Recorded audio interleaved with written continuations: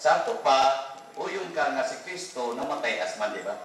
O katong Kristo nga Diyos namatay asman, No, may problema. okay na. So ulo na siya na ang divine person mas Kristo namatay asman. Dili, wala. Lahi ang divine person. Okay ko nga si Kristo namatay asman. Lahi ng divine person. Nangita lahi ka ng divine person Sa iyo ba tayo?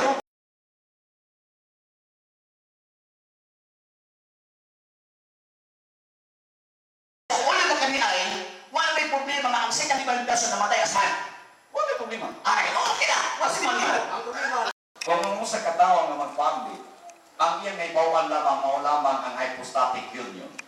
Wa siya makaibaw yun iniunsa ng komunikasyon idiomatum o kinigitawag og theandric arts.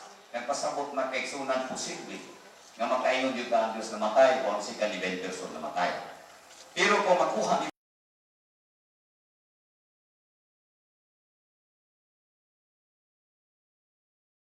okay, problema. So mali nang lingon ka ng divine person kung namatay. Mali na. Mali na siya. So, ang buti